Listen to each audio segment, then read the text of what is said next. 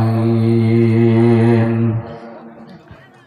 فقد قال الله تعالى في كلامه المجيد وبرهانه التوحيد: أعوذ بالله من الشيطان الرجيم. بسم الله الرحمن الرحيم.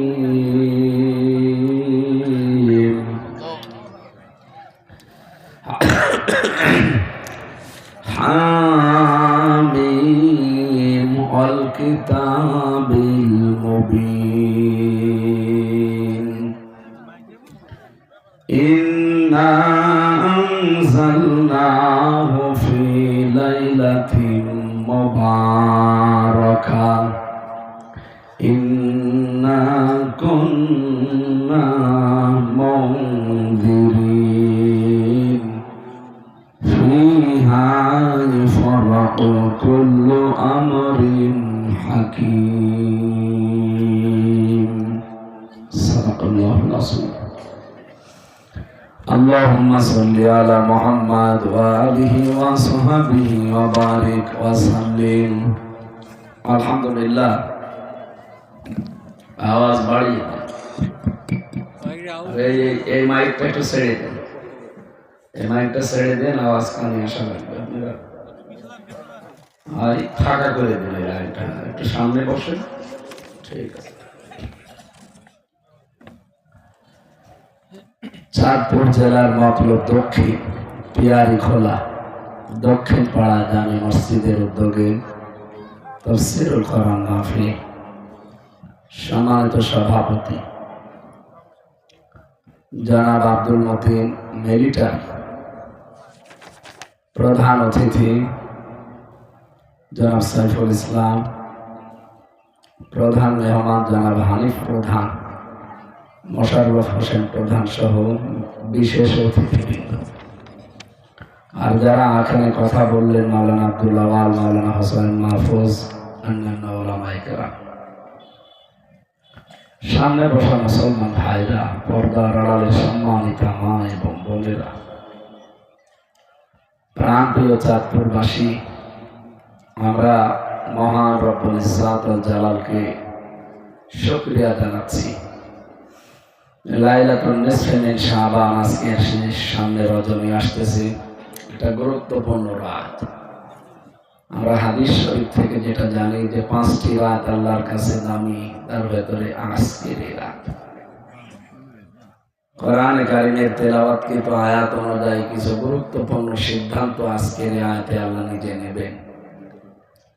প্রথমে আল্লাহর দরবারে আমরা দোয়া করিনি, আল্লাহ যেন এমন সিদ্ধান্ত বাংলাদেশ সম্পর্কে নেন যেটা আমাদের আগামী পথ চলা এবং জান্নাতে যাওয়া সহজ হবে।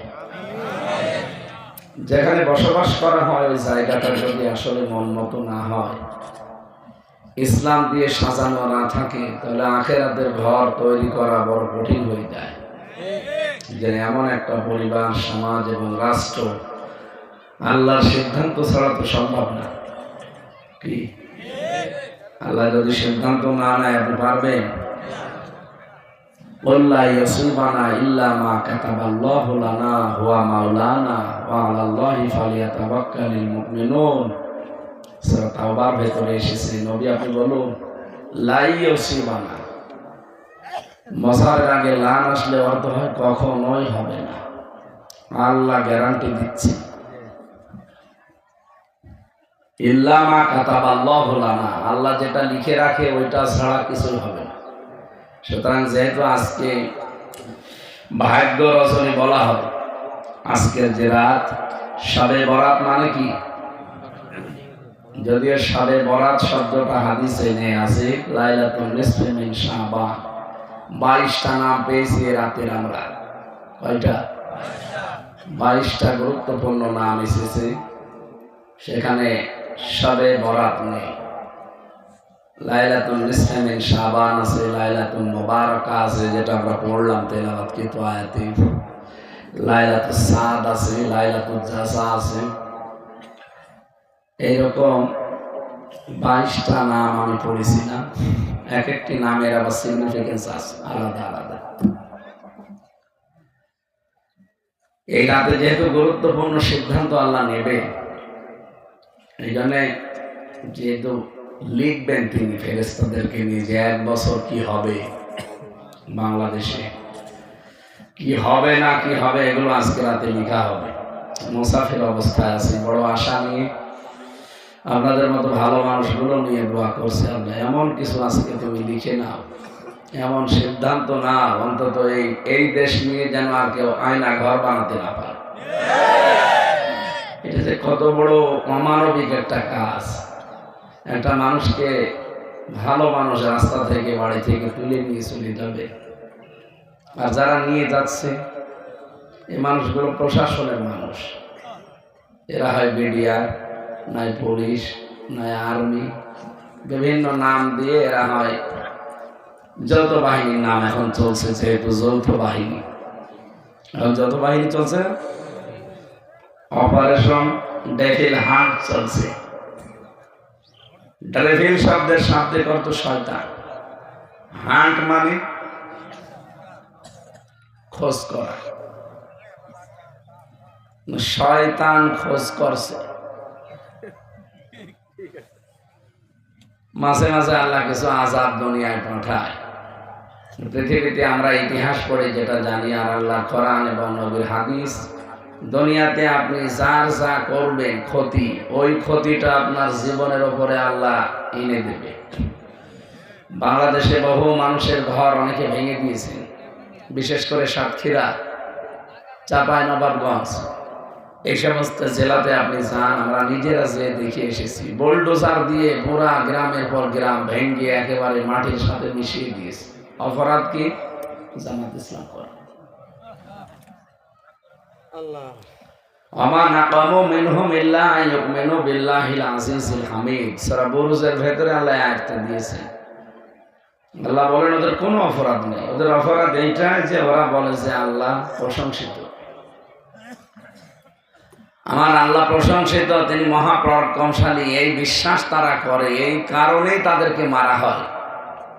তো এদের যে বাড়িঘরগুলো আপনি বুলডোজার দিয়ে ভেঙে দিলেন, আল্লাহ দেখেন মাত্র 10-12 বছরের ব্যবধানে এই আযাবটাকে উল্টিয়ে অনেকের এখন তাদের জীবনের উপরে যাচ্ছে। এই জন্য আযাবের নাম হচ্ছে আযাবুল বুলডোজার।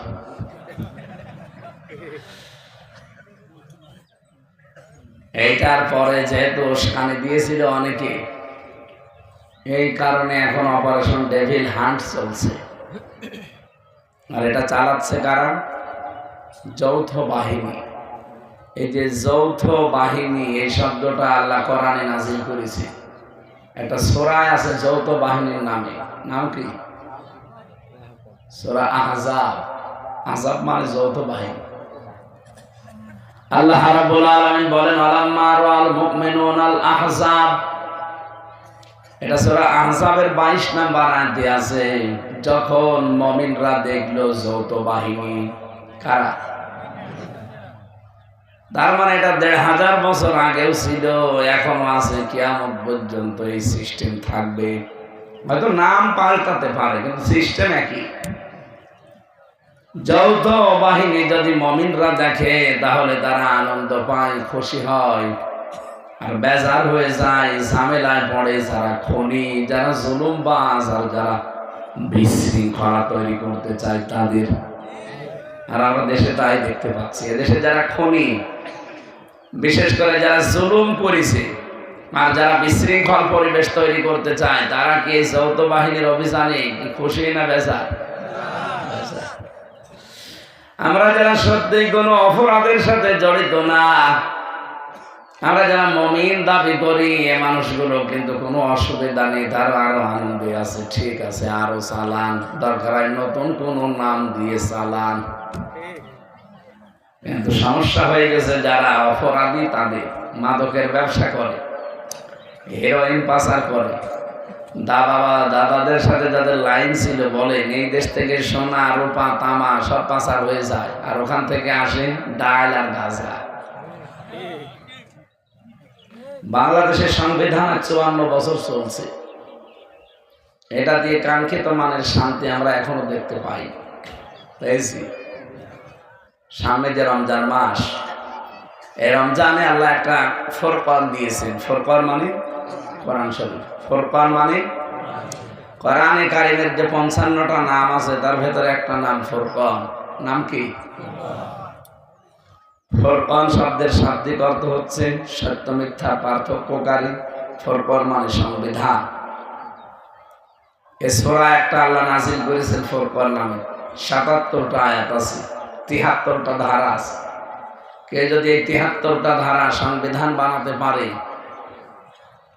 ওই দেশটা একটা মিনি জান্নাত হয়ে যাবে। যেহেতু সংস্কার চলছে, এই জন্য আমরা বললাম, আমরা চাই 54 বছর তো চালালেন, কি হয়েছে এই সংবিধান দিয়ে?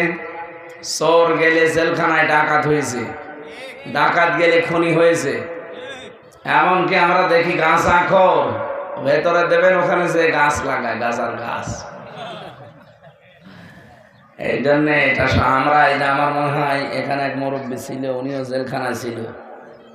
আমি সেই তলায় থাকতাম, আর নিচ তলায় একজনকে শুনলাম যে সে গাছ আর গাছ লাগিয়েছে। জেলার এসে বলছে, তুই এটা পেলি কোথায়? বলছে, স্যার আমি ওই যে মামলার হাজিরা দিতে গিয়েছিলাম, ওখান থেকে তো আমার আরো বাইরে হিতাকাঙ্ক্ষী আছে, তারা আসার সময় কিছু গাছ আর বীজ দিয়েছে। ওইটা আমার এই মুখের এই জায়গায় নিয়েছি, মেশিনে স্ক্যান করতেছে, ধরা পড়িনি। এটা ভেতরে এসে এই টবের উপরে গাজার গাছ লাগিয়েছে 2 মাস আগে, দেখেন কত বড় হয়েছে। জেলার তো ওই সময় হিন্দু দেবদুলাল ওই সময় বলেছিল, আরে শয়তান, তোরে পুলিশে গাঁজা খাওয়ার কারণে ধরে জেলে দিল, আর আমি তোরে রাখলাম এত কঠিন করে, তুই ভেতরে এসে গাঁজার গাছ লাগালি, তোরে তো এখন স্বর্গে দেওয়া লাগবে। ও তো আর জান্নাত বিশ্বাস করে না, ও তো স্বর্গে দেওয়া লাগবে। বাস্তবতা এইটাই, মানুষের আইন দিয়ে হবে না। আমরা দেখেছি ভেতরে বহু অপরাধের ট্রেনিং দেওয়ার কায়দা আছে। এমন এমন লোকের সাথে আপনাকে থাকতে দেবে, আপনি হয়তো চুরি করে ধরা পড়েছেন, যে দেখবেন আপনার সাথে যে পার্টনার, ও হচ্ছে ডাকাত, ও ডাকাতি মামলার আসামি। ও আপনাকে রাতের বেলা জিজ্ঞাসা করবে, কি ভাই আপনি কিসের মামলা? বলে চুরি। আরে পাগল, আমি হচ্ছে ডাকাতি মামলার আসামি, আমার কাছে কিছুদিন থাকো, কি করে ডাকাতি করা লাগে তোমার শেখাবো।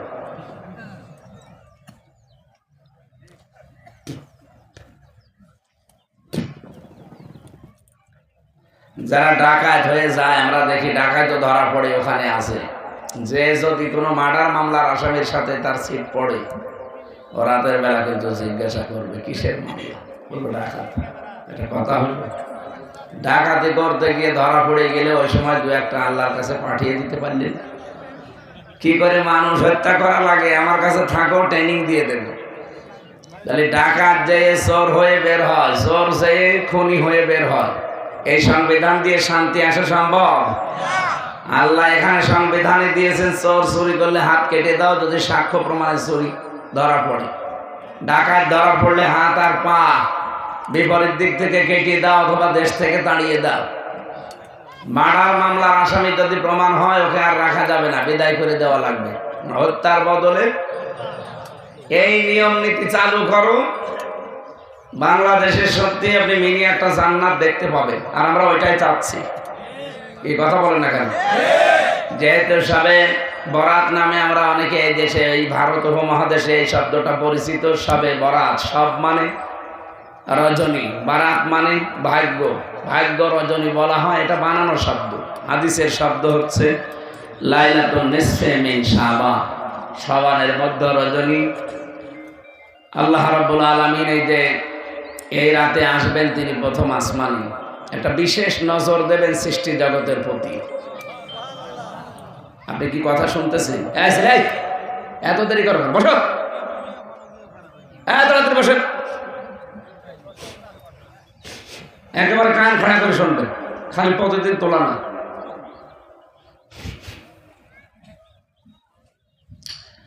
আল্লাহ আল্লাহ রাব্বুল আলামিন তার সৃষ্টি জগতের প্রতি বিশেষ একটা নজর তিনি দেবেন। প্রশ্ন আসতে পারে ওনার নজর কি অন্য দিন থাকে না? থাকে। আজকের এই রাতে বিশেষ নজর দেবেন। আল্লাহ পাক বলেন, আমি সবাইকে ডাক দিয়ে বলবো আমার কাছে ক্ষমা চাও, কে ক্ষমা চাইতে পারো আমি মাফ করে দেব। কার কি অভাব আছে আমার কাছে বললে আমি অভাব দূর করে দেব। একেবারে ফজরের আযান পর্যন্ত ঘোষণা চলতেই থাকে। এই ঘোষণার পাশাপাশি আল্লাহ পাক কিন্তু দুইটা কথা জানিয়ে দিয়েছেন, যারা দুইটা অপরাধের সাথে যুক্ত তারা আমার কাছে ক্ষমা চাওয়ার দরকার নেই, কারণ তাদের মাফ হবে না যতক্ষণ তারা অপরাধ থেকে মুক্ত না হবে।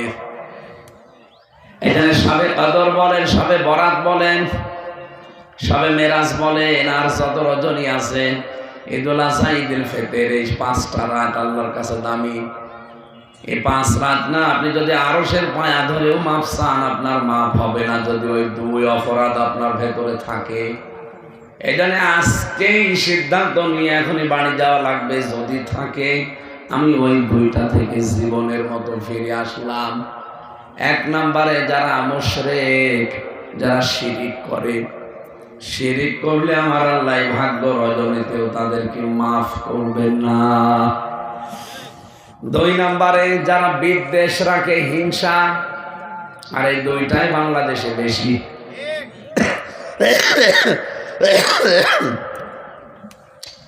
এমন একটা মহিলা দেশ চালিয়েছে 15টা বছর। আপনি আজকের রিপোর্ট দেখেছেন ইন্টারনেটে। আজকের রিপোর্ট ছিল সারা পৃথিবীতে যত শাসক আছে সবচাইতে নিকৃষ্ট শাসকের তালিকায় হাসিনার নাম।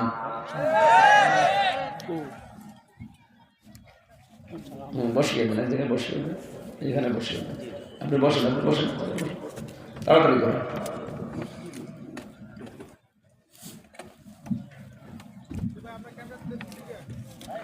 এই দাঁড়িয়ে থাকা যাবে না, বসে 1 ঘন্টা একেবারে স্তব্ধ হয়ে যাবে না, আর কেউ দাঁড়াবেন না। শুনতেছেন কথা? আমি যা বলছি আমার পেছনে তো দলিল আছে, আমি সব দেখে লিখে পড়ে তারপরে আমি আন্দাজে বলছি, এটা রেকর্ড হচ্ছে, তামাম দুনিয়া যাচ্ছে। মনে করছেন নাকি 5,000 মানুষ বসে আছে তাই? কোটি কোটি মানুষ এখন লাইভ দেখছে, তা বাংলাদেশ না সারা দুনিয়া। আন্তর্জাতিক মিডিয়া এই রিপোর্টটা বানিয়েছে। 257টা রাষ্ট্র দুনিয়ায়, যারা রাষ্ট্র চালাচ্ছে পৃথিবীতে এখন নিকৃষ্ট মানুষের তালিকায় 1 নম্বরে হাসিনার নাম এসেছে। 2 নম্বরে এসেছে মিশরে, সিরিয়ার বাশার আর আসাদের। কথা বুঝতেছেন? 257টা রাষ্ট্রের প্রত্যেক রাষ্ট্রপ্রধান আছে না? বলেন 257 জন তামাম দুনিয়া এখন চালায়, রাষ্ট্রে ভাগ ভাগ করে নিয়ে, এরিয়া ভাগ ভাগ করে চালাচ্ছে। তার ভেতরে আমাদের এই মহিলা 1 নম্বরে নিকৃষ্ট মানুষ। ওনারে নিকৃষ্ট হওয়ার পেছনে কয়েকটা কারণ দেখলাম দিয়েছে। তার 1 নম্বরে আয়নাঘর। এটা পৃথিবীর ইতিহাস পাল্টিয়ে ফেলেছে। মানুষ যে এত নিচে নামতে পারে এটা করেছিল শুধু হিংসার বশবর্তী হয়ে। যার যার উপরে তার হিংসা লেগেছে তাকেই সে ধ্বংস করে দিয়েছে। আপনি দেখেন, যার উপরে তার হিংসা ছিল একটাকেও রাখে না। খালেদার উপরে হিংসা ছিল, 1 কাপড়ে বাড়ি থেকে বের করে দিয়েছে। 6টা বছর বিনা কারণে জেল খাটিয়েছে। যে মামলা তারে দিয়েছিল এতিমের মাল আত্মসাৎকারী। আর আপনি কি করলেন? যাওয়ার সময় যে 14টা ব্রিফকেস নিয়ে গেলেন, ওর ভেতরে তো মাটি ভরা ছিল। ওনারে আপনি এতিমের মাল আত্মসাৎ করেছে, এই টাকার মামলা দিলেন, অথচ ওই টাকা 6 গুণ বৃদ্ধি হয়েছে, তার আরো পুরস্কার দেওয়ার দরকার ছিল। আর আপনি 14টা ব্রিফকেসে যা নিয়ে গেছেন, কিয়ামত পর্যন্ত হায়াত পেলেও আপনার টাকা ফেরাবে না, আমরা তো জানি। তাহলে আপনার কত বছর জেল হওয়া দরকার আপনি কি টের পাচ্ছেন? এখানে কোরআনে আল্লাহ 2 বারে আয়াত দিয়েছেন সূরা মায়েদা। এদিকে তাকান। ওয়ালা ইয়াজরিমান্নাকুম শানাআনু কওমিন। আল্লাহ পাক বলেন, কোন ব্যক্তি, কোন গোষ্ঠী, কোন জাতি, কোন দল তাদের উপরে হিংসার বশবর্তী হয়ে তোমার উপর হয়তো অত্যাচার করেছিল, ওইটা মনে করে এমন কোন কাজ তাদের উপরে করবা না যে তোমার অত্যাচার ছাড়িয়ে চলে যায়। আমরা 5 বছর হয়তো অত্যাচার করেছিলাম, কিন্তু এত বেশি করি না, যায় 15 বছরে পেয়েছি। এদেশে যদি কারো উপরে কিছু না হয়, অন্তত 1700 মানুষ আয়না ঘরে ছিল, এদের জন্য বিচার হওয়াই দরকার। এত নৃশংস, এত হিংসুক হতে পারে মানুষ, ভেতরের অবস্থা আপনার এত পশুর চাইতেও খারাপ। পশু এত নিকৃষ্ট আচরণ করে না। একটা মানুষকে হাত পেছনে বেঁধে 12 বছর আপনি এক ঘরের ভেতরে আটক করে রেখেছেন। আয়না ঘরটা কয়েকদিন আগে আপনারা দেখলেন, প্রধান উপদেষ্টা ডক্টর মোহাম্মদ ইউনূস দেখতে গিয়েছিল। সেনাপ্রধান বলছে না, দেখা যাবে না। তারপরও বাধা উপেক্ষা করে সে গেছে। এমন একটা সময় গেছে, আপনি টের পেয়েছে। ওদিকে মোদি গেছে আমেরিকায় ডোনাল্ড ট্রাম্পের কাছে বাংলাদেশ সম্পর্কে নালিশ দিতে, আর ঠিক ওই দিনই জাতিসংঘ রিপোর্ট দেবে। বিশ্বের আন্তর্জাতিক মিডিয়াগুলো ডক্টর ইউনূস নিয়ে বলছে, এই দেখেন ওর ফিরিস্তি। মোদি দাদার মুখ আছে। তারপরেও যেহেতু পৃথিবীর সব কাফেররা সব এক, রসুনের পেছনে যেমন এক, কাফেররা সব কি ও মদ খাওয়া দাদা আছে, যা বলছে ও মাতাল তাই শুনছে। মাতালকে যে দেখাচ্ছে যে দেখ কি অবস্থা, একটা মানুষকে 10 বছর 12 বছর 14 বছর মুরগির ঘরের মতো জায়গায় আটক করে রেখে দিয়েছে, সে জানেও না যে কোথায় আছে। এর চাইতে অপরাধ দুনিয়ায় আর কি হতে পারে? চেঙ্গিস খান, হিটলার, তাদের দল যা করেছিল, এই কারণে যদি তাদেরকে নিষিদ্ধ করা হয়, এরা যা করেছে দুনিয়ায় সব বাদ দিলাম, শুধু আয়না ঘরের কারণে এদের নিষিদ্ধ করা ফরজ হয়ে গেছে। আমি নিজে তো ভিকটিম, হালকা কয়েকদিন আমি ছিলাম, আমি টের পেয়েছি প্রথম যে কত কঠিন ওদের আসুন। এখন যে এই চেয়ারটা আবিষ্কার করেছে, ওটা তো ইলেকট্রিক শর্ট দেয় কারেন্টে, আর আমি রিমান্ডে দেখেছিলাম শর্ট দেওয়া না, ওটা ঘোরে। ওই শর্ট দিলে তো মানুষের হবে কাঁপে, মাথা শরীর মিলে কাঁপে, আর ওই শর্টে পুরা শরীর ঘোরে। আপনার হাত আর পা ক্লিপ দিয়ে আটকিয়ে দেবে, গলাটা ক্লিপ দিয়ে আটকিয়ে দেবে। একটা সুইচ দেবে, এক টিপে 1 মিনিটে আপনি 120 বার ঘুরবেন। 1 মিনিট পরে মনে হবে যে আমি 3-4টে দুনিয়া দেখতে পাচ্ছি। টের পাচ্ছেন? বলতেই যদি এরকম গা শিউরে ওঠে আমার, এটা হয়েছে আমার উপরে। আপনি বলেন তো কত কঠিন ছিল ওই মুহূর্তটা।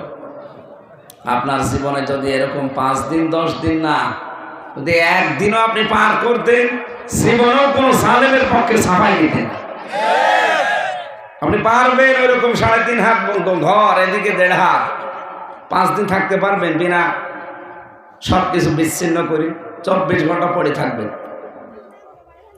আপনার শুনতে সহজ মনে হলো, বিষয়টা অত সহজ না। আমরা এই যে যারা আছে, এই মুরব্বী সহ আমরা জেলে ছিলাম, তারপরও আমাদেরকে তো 24 ঘন্টা তালা লাগিয়ে রাখতো। ওনারা ছাড়া ছিল। জেলখানা তো আর মন মতো চলা যায় না। মন মতো চলা যায়? যা বলবে ওরা তাই করা লাগে। আমাদের যোগাযোগ বিচ্ছিন্ন করে রেখেছিল। তারপর কারারক্ষীদের মাধ্যমে বিভিন্ন কায়দায় তো মাঝে মাঝে খবর পেতাম। এত কঠিন সময় গেছে, মনে হচ্ছে একদিন যায় 1 বছর হয়। আর এই লোকটা, এই যে ব্যারিস্টার আরমান, 8টা বছর এক ঘরের ভেতরে, কি অবস্থা ছিল! আপনি নিজে ওই জায়গায় একটু নিজেকে দাঁড় করান তো, আপনি পারবেন? 8টা বছর এক ঘরের ভেতরে কাটিয়ে দিয়েছে। ও কোথায় আছে নিজে জানেও না, এমনকি নিজের নাম ভুলে গিয়েছিল। আমার নাম যে আরমান, আমি ভুলে গেছি, কারণ 8 বছরে আমাকে কেউ ডাকে না। আমার নাম যে আরমান, কেউ আমাকে ডাকে না।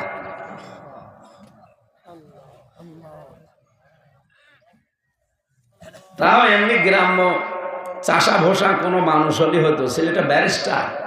আপনি টের পাচ্ছেন কি বলছি? এই কঠিন পরিস্থিতি যে মানুষগুলো তৈরি করলো এই হিংসার কারণে। কিসের কারণে? যার যার উপরে তার হিংসা ছিল, রাগ ছিল, ঠিক তারাই নষ্ট করে দিয়েছে। এই জন্য সরঞ্জিৎ বাবু বলেছিল, বাঘে ধরলে ছাড়ে, হাসিনা ধরলে ছাড়ে না। আসলেও তাই, যারে ধরেছে তার শেষ। এই জন্য শাবে বরাত বলেন, নিসফে শাবান বলেন, যত গুরুত্বপূর্ণ রাত বলেন, আপনার মাপ নেই যদি আপনার হিংসা ভেতর থেকে দূর না হয়। সুতরাং আজকের এই রাত গুরুত্বপূর্ণ, ঠিক আছে, সবার জন্য না। এই দুইটা গুণ যাদের ভেতরে আছে এখনই তওবা করে বাড়ি যাওয়া লাগবে, যে না, জীবনে আর এরকম কোন কাজে আমি নেই। প্রথম কি বললাম? শিরক। বলেন বলেন। আল্লাহ রাব্বুল আলামিন বলেন আমিন। এটা নবীজির নাম কেউ কেউ জানিয়েছেন, কোন কোন মুফাসসির বলেন না, এটার অর্থ শুধু আল্লাহ জানে আর কেউ জানে না। 2 নম্বরে ওয়াল কিতাবিল মুবিন, স্পষ্ট কিতাবের কসম করে বলছি। আল্লাহ নিজে যেহেতু কসম দিচ্ছেন, বিষয়টা একেবারে সহজ না, গুরুত্বপূর্ণ বিষয়। তিনি কসম দিলেন স্পষ্ট কিতাবের, কি জানাতে চাইলেন? ইন্না আনজালনাহু ফি লাইলাতিন মুবারাকাহ। অবশ্যই আমি আল্লাহ মহিমান্বিত রজনীতে অথবা বরকতময় রাতে এই কোরআনকে নাযিল করেছি। ইন্না কুন্না মুনজিরিন, আর আমি নিজেই সতর্ককারী। জোরে বলেন সুবহানাল্লাহ। এই আয়াত থেকে কয়েকটা তথ্য পেলাম আমরা। আপনারা আছেন তো? 1 নম্বরে আল্লাহ বলেন, আমি নিজে নাযিল করেছি কোরআনে কারীমকে। তাহলে কোরআন নাযিল করেছে কে? এই জন্য এর ভেতরে কোনো ইখতিলাফ, এর সাথে ওর কথা মিল নেই, এদের সাথে ওইটা মিলে না, এমন কথা আপনি পাবেন না। ওয়ালাউ কানা মিন ইনদি গায়রিল্লাহি লাওয়াজাদু ফীহি ইখতিলাফান কাসীরা। এটা আল্লাহ বাদে যদি অন্য কেউ নাযিল করতো, তাহলে এর ভেতরে বিভিন্ন বৈপরীত্য আপনি দেখতে পেতেন। তাহলে এটা প্রমাণ হয়ে গেছে এটা আল্লাহ বাদে কেউ নাযিল করেনি। এই পৃথিবীতে আল্লাহ আসমান থেকে যাগুলো পাঠিয়েছেন তার ভেতরে একটা লোহা। লোহা কিন্তু দুনিয়ায় তৈরি হয়নি, লোহা আল্লাহ নাযিল করেছেন।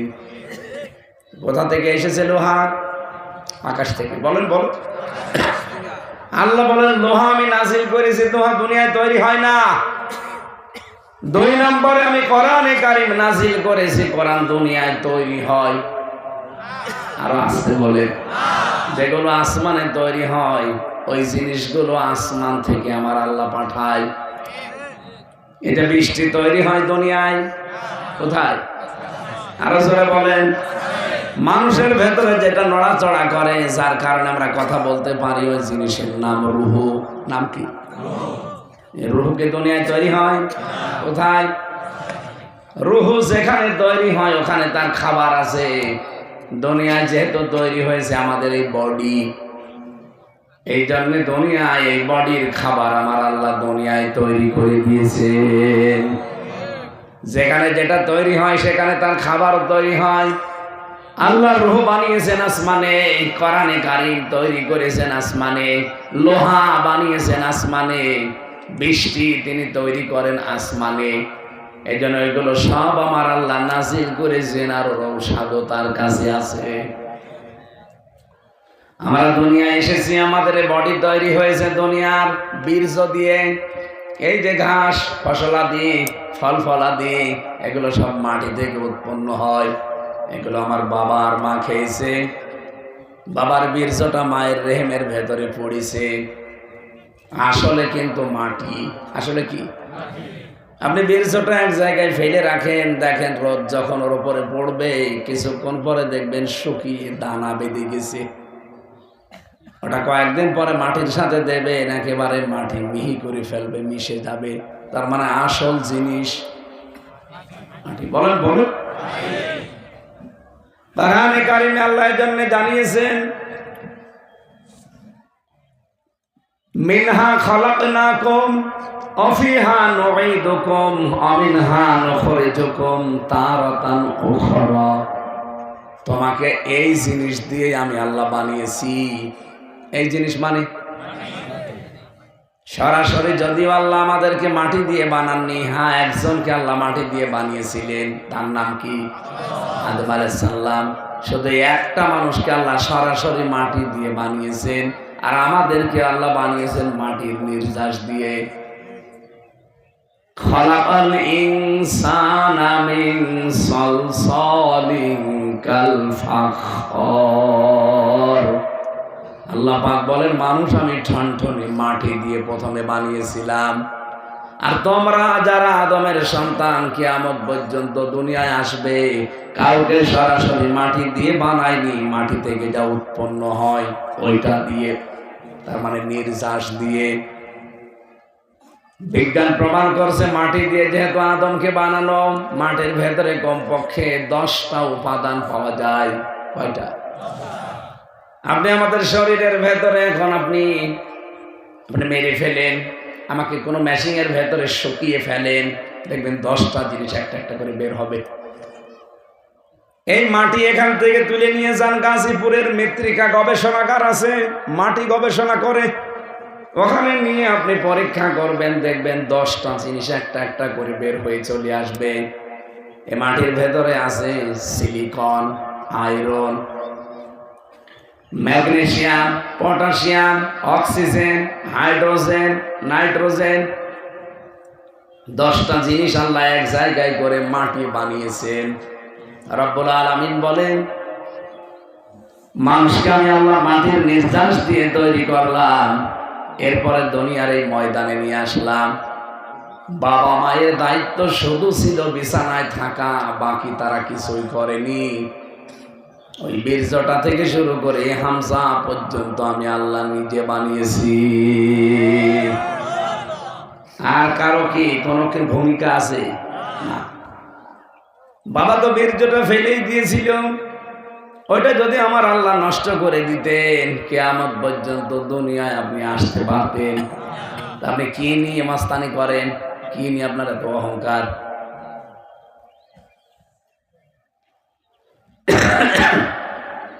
যেহেতু প্রথম শব্দটাই পেয়েছি, আমার আল্লাহ নাজিল করেছেন কোরআন। এখানে তৈরি হয় না, লোহা তৈরি হয় না, এটা নাজিল হয়। এটা কি হয়? আল্লাহ কোরআনে কারিমে যে তথ্যগুলো আমার আল্লাহ দেবেন, যেহেতু আল্লাহর বিষয়ে আমাদের কোনো আপত্তি নেই যে তিনি 5 জন বা 10 জন। বলেন বলেন। অন্য ধর্মের কাছে কথা বললে আমি ওই ধাঁচে বলতাম। এই যে সিঙ্গাপুর, মালয়েশিয়া, থাইল্যান্ড সহ কয়েকটা দেশে গিয়েছিলাম, সেখানে বেশিরভাগ ইহুদি, খ্রিস্টান, বৌদ্ধ। ওদের সামনে তো আর এভাবে একজন আল্লাহ বলা যায় না, কারণ ওরা এক আল্লাহ বিশ্বাসও করে না। ওদের সামনে কথা বলতে হলে ওদের ধর্মীয় কিছু নিয়ম নীতি আগে সামনে নিয়ে আসা লাগে, এরপরে কোরআনে কারিম, এরপরে বিভিন্ন নবীদের। ওরাও নবী মানে, কিন্তু নবীদের নাম তারা পাল্টিয়ে দিয়েছে। বাইরের দেশগুলোতে আমি খ্রিস্টানদের সাথে মিশে দেখেছি, যদি জিজ্ঞাসা করি তোমাদের নবীর নাম কি, বলে যিশু। যিশু মানে ঈসা আলাইহিস সালাম। ইহুদির সাথে মিশলে জিজ্ঞাসা করে নবীর নাম কি, বলে যোসেফ। যোসেফ মানে মুসা আলাইহিস সালাম। আপনি বৌদ্ধদের সাথে মিশবেন, যে তোমাদের ধর্মীয় গুরুর নাম কি, বৌদ্ধদেব। কি একটা নাম আছে না ওদের, গৌতম বুদ্ধ। ওটাকে ওরা আমরা নবীর মতো মনে করে। এই পৃথিবীতে যেই ধর্মের লোকের সাথে মিশি, তারা নিজেদের ধর্মীয় গুরুর নাম বলে অথবা নবীর নাম বলতে পাল্টিয়ে বলে। আমাদেরকে আল্লাহ রাব্বুল আলামিন যে বিশ্বাসে পাঠিয়েছেন, যেই ধর্মে, যেই এলাকায়, এখানে যেহেতু আমরা মুসলিম, এক খোদায় বিশ্বাসী, এই জন্য ওই কথাগুলো আমাদের বলা লাগছে না। কোরআন আল্লাহর কিতাব, এটা 100% আমাদের বিশ্বাস আছে, হয়তো মানতে পারি না বাস্তবে 100%। তাই কথা বলে না কেন? এটা যে আল্লাহ নাযিল করেছে, এর ভেতরে কোনো অবিশ্বাস, আর এর ভেতরে যা আছে সব সত্য কথা, এ বিষয়ে কোনো সন্দেহ যা আছে সব সত্য না, 2-1টা একটু হালকা মিথ্যা আছে। এটা যদি সত্যি আমরা 100% বিশ্বাস করে থাকি না, যে যা আছে একটা চুলো অপরিমাণ বিশ্বাস, অবিশ্বাসের কিছু নেই। তাহলে এখন থেকে আমি যে কথাগুলো বলবো আপনি মনে করবেন যে 100% সত্য কথা। আর যদি বিশ্বাস আপনার হয় যে হ্যাঁ হামজা ওর বাবার কথা না, কোরআনের কথা যেহেতু বলছে এগুলো 100% সত্য, আমার জীবনে যদি এখন না মেলে এই রজনী এসে আমার লাভ কি? রমজান মাস আসলে সবার লাভ হয় না। 3 প্রকার মানুষকেও রমজানে আল্লাহ ক্ষমা করে না। 1 নম্বরে যারা মা বাবা পায় কিন্তু খেদমত করে তাদের খুশি করতে পারে না, তাদের আল্লাহ রমজানেও মাফ করে না। 2 নম্বরে যে মানুষগুলো রমজান মাস পাওয়ার পরও নিজের অপরাধ মাফ করিয়ে নিতে পারে না, তাদেরকেও আল্লাহ মাফ করেন না। 3 নম্বরে বিশ্ব নবীর নাম শোনার পরে যারা যথাযথভাবে দরুদ পড়ে না, তার মানে কি? না না, শুধু মুহাম্মদ শোনার পরে সাল্লাল্লাহু আলাইহি সাল্লাম বলে দিলেন হয়ে গেল। ইন্নাল্লাহা ওয়া মালাইকাতাহু ইউসাল্লুনা আলান নাবী ইয়া আইয়ুহাল্লাযীনা আমানু সাল্লু আলাইহি ওয়া সাল্লিমু তাসলিমা। কি বলা হয় এখানে? আপনি সারা জীবন তো শুনছেন এই আয়াতটা। আল্লাহ বলেন অবশ্যই আমি আল্লাহ নিজে আর আমার যত ফেরেশতা বানিয়েছি সবাই। এখানে আল্লাহ মালাকুন দেননি, মালাইকা বহু বচন। যত ফেরেশতা আল্লাহর আছে সবাই এবং আমি আল্লাহ নিজে মিলিয়ে আমার রাসূলের উপরে দরুদ পড়ি। তোমরা যারা ঈমানের দাবি করো তাদের উপরে আমার নির্দেশ, সাল্লু, তোমরাও দরুদ পড়ো, আলাইহি, তার উপরে, ওয়াসাল্লিমু তাসলিমা, যেভাবে দরুদ পড়া দরকার যথাযথভাবে। সাল্লিমু তাসলিমা মানে যথাযথভাবে, হক আদায় করে। এই যে হক আদায় করে দরুদ আমরা কি বুঝি? খালি মুহাম্মদ সাল্লাল্লাহু আলাইহি সাল্লাম পড়ে ফেললাম হয়ে গেল, হক আদায় না। আপনি যে কথাটা দরুদে বলেছেন ওইটা আপনার জীবনে মিলানো লাগবে। কি কথা বলেন না? আপনি যে বললেন আল্লাহুম্মা সাল্লি আলা মুহাম্মাদ, হে আল্লাহ তুমি দয়া নাজিল করো, রহমত নাজিল করো মুহাম্মদের উপরে। আল্লাহ সঙ্গে সঙ্গে কিন্তু আপনাকে জিজ্ঞাসা করছে ওই মুহাম্মদ কে? আপনি কি বললেন? আল্লাহুম্মা সাল্লি আলা মুহাম্মাদ। কে? মুহাম্মদ কে? আপনি নিজেই পরিচয় তুলে ধরলেন, সাইয়্যিদিনা মুহাম্মদ আমাদের সকলের নেতা। সকলের কি নেতা? এটাকে বুঝে শুনে বলেন। যেহেতু আপনি বলেন এই কারণে একবার দরুদ পড়লে 10 বার আল্লাহর রহমত আপনার দিকে নাজিল হয়, এটা বিশ্বাস করেন তো? এই নিয়তে আপনি পড়ছেন যে মুহাম্মদ কিন্তু সাধারণ যেমন তেমন মানুষ না, উনি আমার বাবা না, উনি আমার দাদা না, উনি আমাদের নেতা। আমার না, আমাদের, বহু বছর জামা মুতাকাল্লিম দিয়ে বলছেন সাইয়্যিদিনা, তিনি আমাদের সকলের জন্য নেতা। শুধু নেতা না, উনি মাওলানা। এ দরুদ পড়া হয় না এলাকায়? আল্লাহুম্মা সাল্লি আলা মুহাম্মাদ সাইয়্যিদিনা মাওলানা মুহাম্মদ। এলাকায় উনি কি পড়ে তো নাকি? আপনি আল্লাহর কাছে পরিচয় দিয়ে দিচ্ছেন যে আমার মুহাম্মদ হচ্ছে সকলের নেতা, তিনি আমাদের মাওলানা। মাওলানা মানে অভিভাবক। মাওলানা মানে অভিভাবক। মাওলানা মানে গাইডলাইন দাতা, যিনি পথ প্রদর্শন করেন, আরবিতে তাকে মাওলানা বলা হয়। এই যে আমাদেরকে আপনারা মাওলানা বলেন কেন? মাওলানা দেশে যদিও ভারত, বাংলাদেশ আর পাকিস্তান, এই 3টা দেশে আমি পেয়েছি। বিশ্বের বহু দেশে আল্লাহ আমার নিয়েছে, 1টা 2টা না, বহু দেশে ছোট বয়সে গেছি। আমি আকিস গ্রুপে যেহেতু খতিব ছিলাম এই কারণে ওরা আমার নিয়েছে। তো একবারে ভিসা লাগিয়ে দিলে 50 কি 27টা দেশে যাওয়া যায়। সেই হিসাবে বিশ্বের বহু দেশে ওদের ব্যবসা চলে প্রায় 75টা দেশের উপরে। আকিস গ্রুপ নাম শোনেননি? ওদের সারা বিশ্বের 257টা রাষ্ট্র আছে, তার ভেতরে 75টা দেশে ওদের ব্যবসা আছে। যেখানে ওদের লোক আছে, ব্যবসা আছে, প্রতিষ্ঠান আছে, ওদের ম্যানেজার আছে, সেই হিসাবে মালিক সাথে করে আমার নিয়ে যায়। খালি এই তিনটা দেশ বাদ দিয়ে, বাংলাদেশ, ভারত, পাকিস্তান, এখানে বাদ দিয়ে বিশ্বের কোনো জায়গায় আমি কোনো আলেমের নামের আগে মাওলানা লেখা দেখি না। তারা লেখে শায়েখ, কি লেখে, অথবা লেখে মহতারাম, অথবা লেখে উস্তাজ। কিন্তু মাওলানা শুধু বাংলাদেশে, ভারতে আর পাকিস্তানে, এই তিনটা দেশে যারা লেখা পড়ে হয় দাওরা পাস করে, নাই কামেল পাস করে, তাদের লিখে দেয় কি, কেন লেখ? মাওলানা শব্দের শাব্দিক অর্থ কি বললাম? পথ প্রদর্শনকারী। আমরা যেহেতু একটা লেভেলে পৌঁছাই, কামেল পাস করে, কামেল মানে পরিপূর্ণ, কামেল মানে কি, প্রথমে দাখিল পাস করা লাগে, দাখিল মানে প্রবেশ করা। আমি ইসলামের কিছু নিয়ম নীতি জানছি, এই জন্য ইসলামের ভেতরে আসলাম। 2 নম্বরে বলা হয় আলিম, আলিম মানে জ্ঞানের রাজ্যে আমি প্রবেশ করছি, আমি এখনো জ্ঞানী হয়ে পারিনি, জ্ঞানের রাজ্যে আমি যাচ্ছি, এই জন্য ইন্টার পাস বা আলেম পাস করলে মানুষ এই। 3 নম্বরে বলে ফাজিল, ফাজিল মানে ফাজিল, ফাজিল মানে ফজিলত, ফাজিল মানে কি, মর্যাদা। ফাজিল পাস যারা, তারা মর্যাদায় উত্তীর্ণ হয়। আর কামেল, কামেল টাইটেল পাস বলে, কামেল মানে পরিপূর্ণ। তার মানে ইসলামের যে পরিপূর্ণ বিধান আছে আমি জেনেছি কিন্তু এখনো মানতে পারিনি, এইটা আমি এখন নিজের জীবনে মানবো আর মানুষকে আমি এই পথ দেখাবো। এই জন্যে সরকারিভাবে নামটা মাওলানা দিয়ে দেয়। তাছাড়া মাওলানা কি কোনো সার্টিফিকেট? সার্টিফিকেটের নাম কি? কামিল। নাম কি? কামিলের ভেতরে আবার 4 প্রকার আছে। কেউ হাদিস নেয়, কেউ ফেকা নেয়, কেউ আরবি সাহিত্য নেয়, কেউ তাফসির নেয়।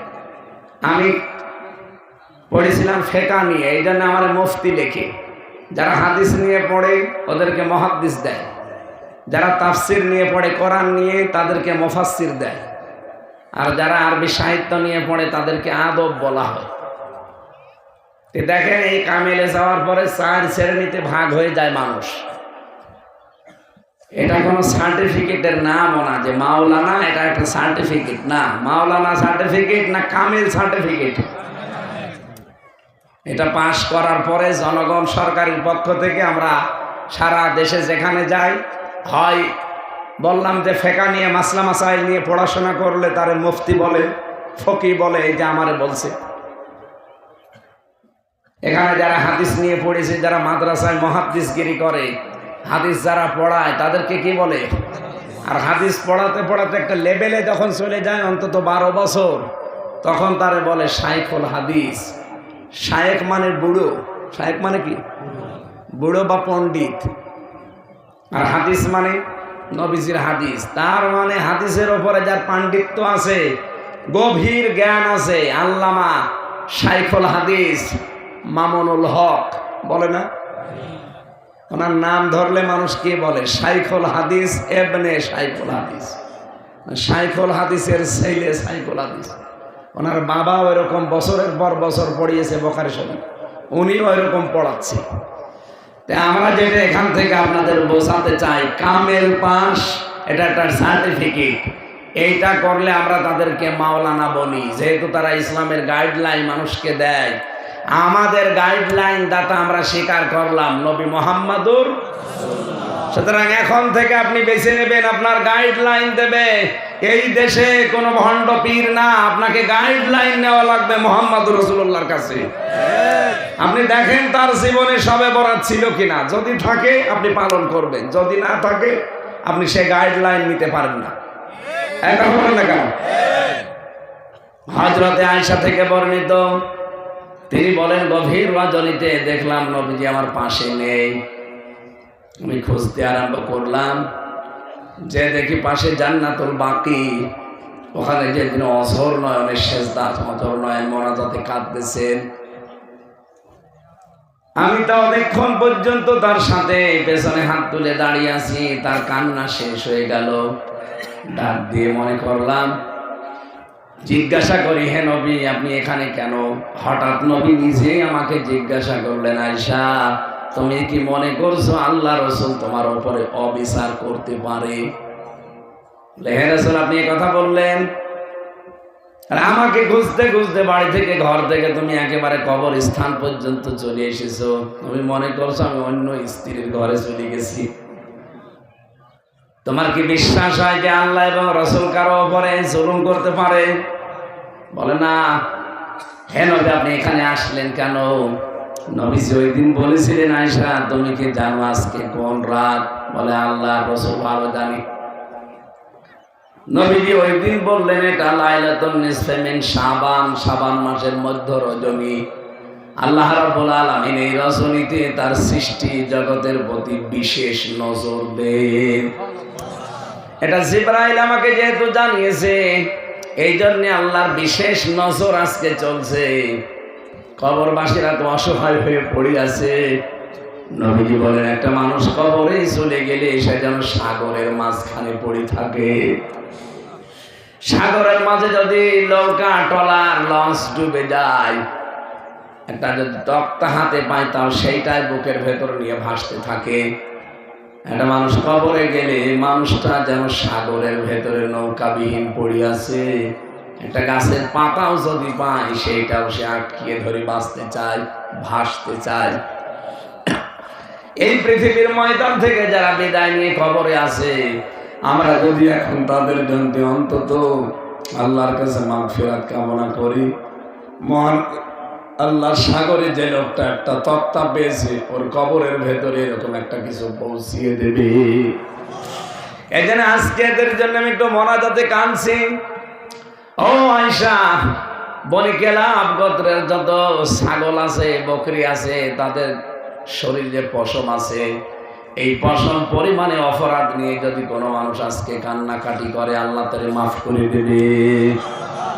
ওই দিনই নবীজি কিন্তু ওই দুইটা কথা বলেছিলেন। এক নম্বরে আল্লাহ শুধু মাফ করবে না, আজকের রাতে যারা শিরিক করে, কি করে আরো জোরে, দুই নম্বরে যারা হিংসুক বিদ্বেষ পোষণ করে অন্যের প্রতি। বাংলার মুসলমানেরা, নারী পুরুষ যারাই শুনছেন, আমি আপনাকে বাঁচাতে চাই, আজকে থেকেই শিরিক মুক্ত জীবন না গঠন করলে সবে বরাত মাঠে মারা যাবে। কথা বলে না কেন? আমি এক কথায় জবাব দেই, শিরিক কি বললাম? শিরিক কি? এটা শিরিকের বহু প্রকার পেয়েছি আমি তাফসিরে। শিরিক বিল জাত, শিরিক বিল সিফাত, শিরিক বিল ইখতিয়ার, শিরিক বিল হুকুক।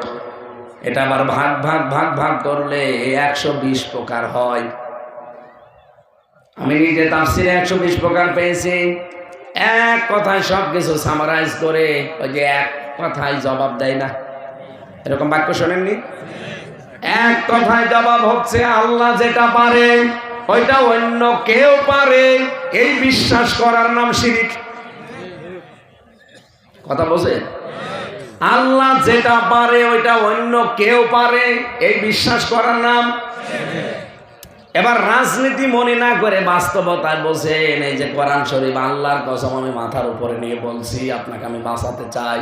আমি দেখতে পাচ্ছি এই সবে কদরে আপনি নামাজ পড়বেন, আপনি জিকির করবেন, কান্নাকাটি করবেন, কিন্তু মাঠে মারা যাবে, কিছুই হবে না যদি আপনি মুশরিক হয়ে থাকেন। কথা বলছেন না? যেহেতু শিরিক আছে, আর শিরিক করলে সে মুশরিক। আপনার 80 বছর বয়স, তাতে কি হয়েছে? 80 বছরে দাড়ি পাকা মানুষ যদি হাঁ করে কান্নাকাটি করে, জীবনও মাফ হবে না যদি আপনার শিরিক থাকে। কি কথা বলেন এখন?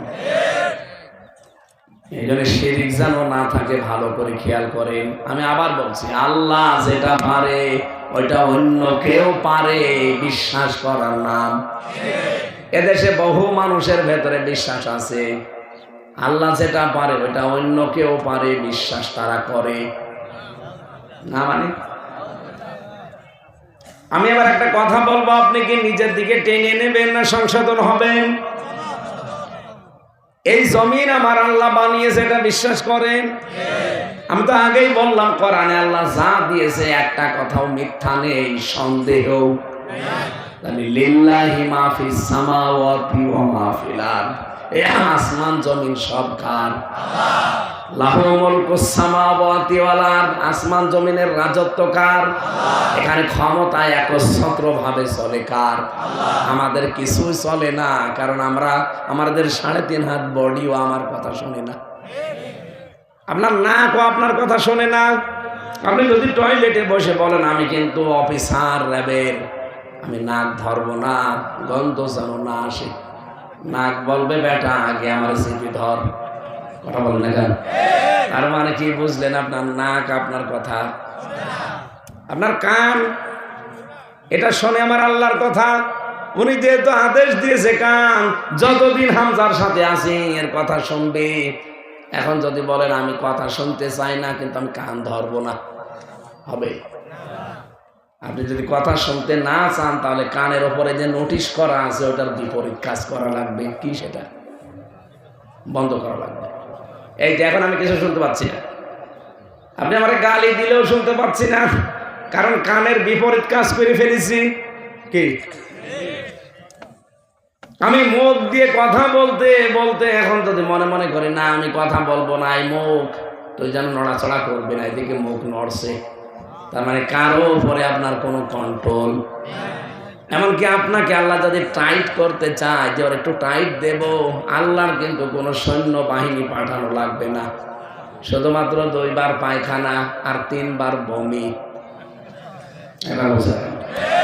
তাড়াতাড়ি ধর ধর কর, কোথায় নিয়ে যাবেন? মতলবে নিয়ে চল। পড়ে আছেন স্যালাইন দেওয়া, বসে জিজ্ঞাসা করছে ও গো তোমার কি হয়ে গেল? বলছে ও মা আমি মনে হয় বাঁচবো না। 2 বার পায়খানা 3 বার বমিতে বউকে মা বলে ফেলেন, আপনি মস্তারি করেন। বিজ্ঞান প্রমাণ করছে আমাদের শরীরের ভেতরে রক্তে 5 প্রকার ক্যান্সার হয়। কত? এই 3.5 হাত বডির ভেতরে এখন 5.5 কেজি রক্ত আছে। এটা 280 মাইল বেগে রক্ত চলছে, একেবারে মাথার তালু থেকে পা পর্যন্ত 280 মাইল বেগে চলাচল করছে রক্তগুলো।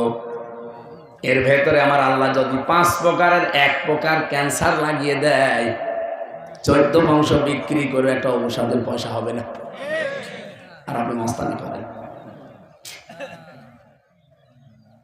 আমি তো মাঝে মাঝে একা থাকলে ভাবি যে আল্লাহ মানুষ মস্তানি করে কি নিয়ে? কত কোনো কিছু আন্ডারে নেই, সব তো তোমার আন্ডারে। এখানে আল্লাহ জানিয়েছেন আল্লাহুল খালক ওয়াল আমর, এই জমিন আমি বানিয়েছি, এখানে বিধান চলবে কার? আরো জোরে বলেন, আরো জোরে। এদিকে তাকান। এই জমিন যেহেতু আল্লাহ বানিয়েছে, বিধান আল্লাহর চলবে। কি মনে হচ্ছে আপনার? রাজনীতি মনে করেন কোন কারণে? আপনি কেন অন্যদিকে টেনে নিয়ে যান? এ দোষ আপনার ভেতরে যা আছে আমি দেখতে পাচ্ছি। বাংলার বহু মানুষ আজ বিশ্বাস করে ক্ষমতার উৎস জনগণ, অথচ ক্ষমতার মালিক কে? আল্লাহ বলেন আল্লাহুল খালক ওয়াল আমর, বানিয়েছি আমি, হুকুম চলবে আমার। সুতরাং আল্লাহর আইন বাদ দিয়ে মানুষের আইন যারা জমিনে প্রতিষ্ঠা করার জন্য দল করেন, ভোট করেন, রাজনীতি করেন, আপনি মুশরিক। বলেন বাংলাদেশে এরকম মানুষ আছে না? অথচ এই মানুষগুলো আজকে মসজিদে যে বলবে আল্লাহ মাফ করে দিন, বলে না তুই তো মুশরিক, মাফ হবে না।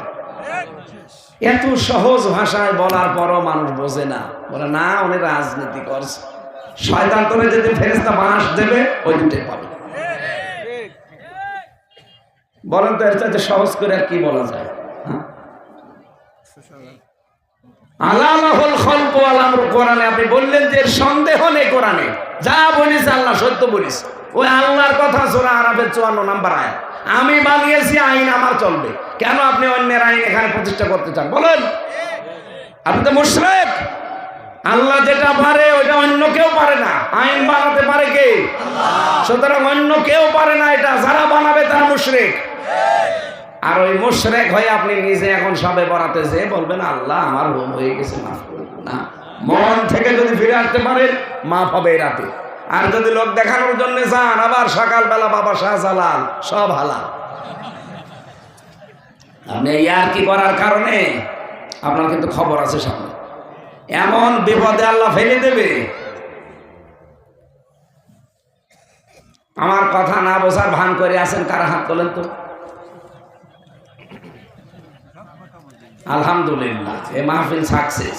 যে কয়টা মানুষ এসেছে আর যেহেতু রেকর্ড হচ্ছে, তাম বাংলাদেশের মানুষ যদি এভাবে আপনাদের মতো বুঝে ফেলে, তো এই দেশে ইসলাম কায়েম হতে আর কয়দিন লাগার কথা বলেন? সবাই বুঝেছেন না যে মুশরিক কারে বলে? আর যদি একেবারেই না বোঝার ভান করে বসে থাকেন, এদিকে আসেন, কানের নিচে এমন জোরে দেব আমিও বুঝতে পারবেন।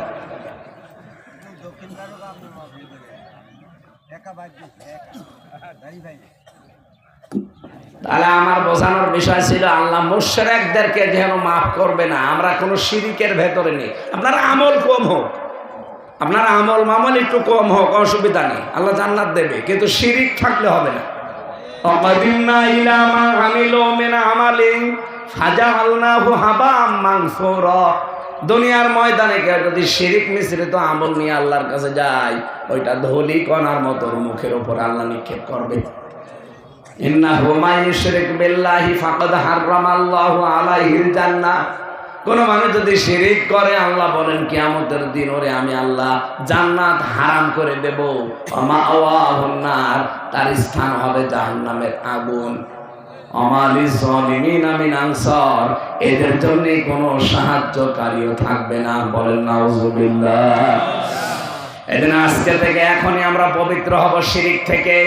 জীবন চলে যাক, শিরিক করব না। হযরত লোকমানের নাম শুনেছেন আপনারা? এই লোকটা এত কালো ছিল, হাড়ির তলা দেখেছেন, এর চাইতেও কালো। তো চেহারার যে বর্ণনা আমি তাফসিরে পড়েছি, ঠোঁট ছিল মোটা, এরপরে ঠোঁট ঝোলা। শরীরের যে বর্ণনা দিলাম, এ একবার দেখলে আর একবার দেখতে মন চাবে। ছাগলের কান কাটার মতো ছিল তার কান, চুলগুলো ছিল উস্কো খুস্কো। গরিব মানুষ তো, রাখাল ছিল, রাখাল। অথচ লোকটাকে আল্লাহ এত বেশি জ্ঞান দিয়েছিলেন। তার জ্ঞান দেওয়ার পেছনে তার কারণটা কি আমি পেয়েছি। তিনি তার সন্তানকে একবার ডাক দিয়ে বলেছিলেন, ইয়া বুনাইয়া লা তুশরিক বিল্লাহ, হে আমার সন্তান, তুমি যাই করো দুনিয়ায় শিরিক করবা না। ইন্না শিরকা লাযুলমুন আযীম, শিরিক হচ্ছে পৃথিবীতে বড় জুলুম। আল্লাহ রাব্বুল আলামিন হযরত লোকমানের এই কথাটা এত বেশি পছন্দ করেছিলেন, এত বেশি তার কাছে মনোপুত হয়েছিল। হযরত লোকমান তো তার ছেলেকে বলেছিলেন, আর আল্লাহ তামাম দুনিয়ার সব ছেলেকে বললেন, তোর মা বাবার সাথে তোর সম্পর্ক কিন্তু আমি আল্লাহর পরে। হযরত লোকমান পরিচয় করিয়েছিলেন সন্তানকে কার সাথে? আর আল্লাহ নিজে সন্তানকে পরিচয় করাচ্ছেন তার মা বাবার সাথে। এখানে শিরিক থেকে যদি আমরা আমাদের সন্তান, আমাদের ছেলে মেয়ে, স্ত্রী পুত্র, আমাদের সমাজ, আমাদের দেশবাসীকে আমরা সতর্ক করি, বোঝাতে পারি, বিরত রাখতে পারি, আল্লাহ আমাদেরকেও লোকমানের মতো চিরন্তন করে দেবেন। এমনকি চিরন্তন যে জান্নাত আছে, জান্নাতের অধিবাসী আমাদেরকে আল্লাহ বানাবেন। ইন্নাল্লাহা লা ইয়াগফিরু আন ইউশরাকা বিহি ওয়া ইয়াগফিরু মা দুনা যালিকা লিমান ইয়াশা। দুনিয়ার সব অপরাধ আমি আল্লাহ মাফ করে দিলেও দিতে পারি, কিন্তু শিরিক মাফ। আল্লাহ তুমি আমাদের বাঁচাও, বলেন আমিন। দুই নম্বরে যেহেতু আল্লাহ মাফ করবে না, কাদের? বিদ্বেষ পোষণকারী, হিংসুক। এত হিংসা মানুষের মনের ভেতরে, যা আমার হোক অন্যের যেন না হয়, এটার নাম কি? বলেন বলেন। আপনি কি করবেন দুনিয়ায় আপনার হয়ে অন্যের না হয়ে? কেন? আমার হচ্ছে হোক, ওরও যেন হয়, তাহলে আপনার আমল নষ্ট হবে না। আর আমারই হোক, ওর যেন না হয়, ওরটা যেন আরো নষ্ট হয়। এটা করলে আপনি যাই করছেন, নামাজ রোজা দান সাদকা সব ধ্বংস হয়ে যাবে। কাঠে আগুন লাগলে যেমন কাঠ পুড়ে শেষ হয়ে যায়, ভেতরে হিংসা থাকলে ঠিক ওইভাবে পুড়ে যায়। গল্প পড়েছিলাম, এত হিংসা একটা লোকের মনে। এই মাঠে চাষ করতে করতে একটা পাথর পেয়েছে, পাথরটা নিতে নিতে লিখেছে ঘষা। দৈত্য বের হয়ে বলছে, মালিক কি চান? কি চাই মানে? হ্যাঁ, আপনি যা চাবেন আপনাকে আমি তাই দেব। কিন্তু আপনাকে যা দেব আপনার পাশে যে থাকবে তার ওইটা ডবল হয়ে যাবে, দরকার নেই। বাড়িতে যে পাথর রেখে দিয়েছে, স্ত্রীকে বলছে শোনো, কুদরতের পাথর, জাদুর পাথর, এটা আশ্চর্য পাথর। আমি মাঠে গেলাম চাষ করতে, কিন্তু এই ঘষা যেন না লাগে। মেয়ে লোককে যেটা নিষেধ করবে চুরি করে আগে করবে। যে স্বামী গেছে মাঠে, ও বলছে ঘষা যেন না লাগে, দিয়েছি এক ঘষা। দৈত্য বেরিয়ে বলছে কি মালিক কি চান? কি চাই মানে? হ্যাঁ, আপনি যা চান আমি তাই দেব। ও তোমার জানে না যে এর ভেতরে কি রহস্য। ও বলছে কি চাবো? আমার বাড়ি ঘরের অবস্থা দেখো না, এই কুড়ে ঘর, আমি একতলা বাড়ি চাই। ও তো জানে না যে পাশের বাড়ি কয়তলা হবে। স্বামী এসে খুব কষ্ট করে বাড়িতে গিয়ে বলছে কি কি করেছো? বলছে কি করবো, পাথর কই? ঘষা দিয়ে ফেলিস। তুমি তো ঘষা দিলে, বাইরে এসে দেখো। পাথর আবার নিয়ে আসো। পাথর নিয়ে এসে ঘষা দিয়ে দৈত্য এসেছে, বলছে কি আবার? বলছে মালিক কি চান আপনি? বলছে কি চাই বলছো না? আমার 100 বন্ধ করে দে। আমার যদি 100 কানা হয়ে যায়, সবার 100 কানা হয়ে যায়। হিংসা! আমি উদাহরণ দিলাম একটা, এরকম হিংসা বাংলাদেশে নেই। আমার হোক, অন্যের যেন না হবে। অথচ প্রতিদিন প্রায় মাগরিব আর ফজরের পরে আয়াতগুলো পড়ে, কুল আউযু বিরাব্বিল ফালাক মিন শাররি মা খালাক ওয়া মিন শাররি গাসিকিন ইযা ওয়াকাব ওয়া মিন শাররি নাফাসাতি ফিল উকাদ ওয়া মিন শাররি হাসিদিন ইযা হাসাদ। হাসাদ মানে কি? হিংসা। বলে হাসাদ মানে? এটা মাগরিবের পরে এসব মানে ফজরের পরে মানুষ কিন্তু পড়ে। কারণ এইটা পড়ে যদি নিজের শরীরে আপনি ফৎকার লাগান, তাহলে জাদু টোনা কেউ করলে কেটে যাবে। এমনকি জিন পরে আপনাকে আর ভয় দেখাতে পারবে না শয়তানে। এই আমলটা করবেন। সূরা নাস আর ফালাক মাগরিবের পরে আর ফজরের পরে একবার পড়ে অন্তত শরীরে ফু দেবেন। ফু যদি নাও দেন অন্তত পড়বেন। ফরজ নামাজের পরে আয়াতুল কুরসি মাস্ট বি করে নেবেন, একবার পড়াই লাগবে। 2 নম্বরে এই যে নাস আর ফালাক। আর আজকের রাতে বিশেষ একটা আমল আছে, আস্তাগফিরুল্লাহ ওয়া আতুবু ইলাইহি। এইটা যদি এটা না পারেন মুখস্থ করতে, শুধু আল্লাহুম্মা গফিরলি, আল্লাহুম্মা গফিরলি, অথবা লা হাওলা ওয়ালা কুওয়াতা ইল্লা বিল্লাহিল আলিয়্যিল আযীম। পড়াটা যদি নাও পড়েন, বলবেন লা হাওলা ওয়ালা কুওয়াতা ইল্লা বিল্লাহ। এই আমলগুলো এই রাতে আজকে আমরা আরম্ভ করি, নিজেদেরকে শিরিক মুক্ত তৈরি করি। আর হিংসা যাদের আছে ভুলে যান। কি করবেন আপনি হিংসা করে? আল্লাহ যার কপালে যেটা লিখে রেখেছে ওটা কিন্তু হবে। এটা ফিহা ইফরাকু কুল্লু আমরিন হাকিম। আল্লাহ বলেন এই গুরুত্বপূর্ণ রজনীতে আমি কিছু সিদ্ধান্ত নিয়ে নেব আজকে। সুতরাং বাংলাদেশে কে কবে জন্মাবে, কে কবে আসবে, কে কবে মারা যাবে, কার ভাগ্যে কতটুকু সম্পদ আছে, এটা আজকে লিখা হবে। তাই আমি হিংসা করে করবো কি? কথা বলো না কেন? কারো উপরে হিংসা আজকে থেকে না, প্রত্যেকের প্রতি ভালোবাসা বাড়িয়ে দেওয়া লাগবে। ইন্না কুন্না মুনদিরিন। আল্লাহ পাক বলেন অবশ্যই আমি কিন্তু নিজে সতর্ককারী। সতর্ককারীকে হামজা তো অ্যাডভার্টাইজ করলো, সতর্ককারী আসলে কে? তাহলে আল্লাহর এই সতর্ক বার্তাগুলো এখন বাড়ি নিয়ে যাবেন। কোনদিন আর কারো প্রতি হিংসা করবেন না। শিরিক যেগুলো আছে জীবনে একটা একটা করে মুক্ত হওয়ার চেষ্টা করবেন। যেহেতু এখানে স্বামীরা এসেছেন, আমি জেলখানায় থাকতে একটু কিছু কিছু টুকে রেখেছিলাম, পরবর্তীতে সেটা বই বানিয়েছি। পারিবারিক জীবনে স্বামী স্ত্রীর যে সম্পর্ক অবনতি হয়, দাম্পত্য কলহ, এই যে মারামারি, গন্ডগোল, মনোমালিন্য, কথা বন্ধ করা, এটা কেন হয়? এগুলো আমি কোরআন হাদিস দিয়ে। আর জেল খাটে অনেকে স্বামী স্ত্রীর গন্ডগোলের কারণে। এই মুরব্বীরা জিজ্ঞাসা করেন এখন যে জল্লাদ আছে, ইলিয়াস জল্লাদ, চট্টগ্রামে বাড়ি, ওরও মামলায় এই বোর ফাংশন। ও মা বাবাকে জিনিসপত্র একটু দিত বেশি বেশি, ওই বউ খালি ঘাড় ঘাড় করে। ওই এমন এক চড় দিয়েছে ও ছাতা মরি গেছে। ওর মা বাবা এখন এই মার্ডার মামলা দিয়েছে, এখন এই যে মার্ডার মামলার আসামি, পরে এখন 30 বছর তার জেল কাটা লাগবে। কি করলো ওই মহিলা, নিজের জীবনটাও শেষ, এবং স্বামী এই যে 30 বছর জেলে। এই জন্য পারিবারিক জীবনে আমাদের ইসলাম দরকার। দাম্পত্য কলহ যেন তৈরি হয় না হয়, কি করলে তৈরি হবে না, ওইগুলো আমার বইতে লেখা আছে, 120 পৃষ্ঠা লিখেছিলাম। ওটা যাওয়ার সময় স্ত্রীর জন্য আর মেয়ের জন্য নিয়ে যাবেন সাথে করে, যে বলবেন পড়ো। নিজেদের জন্য একটা নেবেন, একটা পুরুষের একটা আছে, একটা মহিলাদের একটা আছে। আর পৃথিবীতে মেয়েদের আদর্শ 6 জন নারী, আমি ওই 6 জনের জীবনী লিখেছি, একটা আদর্শ নারী দিয়ে লিখেছি, আর দাম্পত্য জীবন নিয়ে।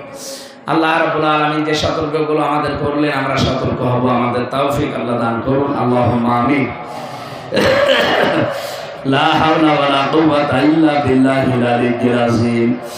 মাবুদ, জেল থেকে বেরানোর পর থেকে আমি অসুস্থ, আমার কণ্ঠটাও বসে গেছে, ভাঙ্গা ভাঙ্গা গলা নিয়ে প্রায় 1 ঘন্টা 15 মিনিট আমি কথা বললাম। যতটুকু বলেছি আমরা যে আমল করার তৌফিক দাও।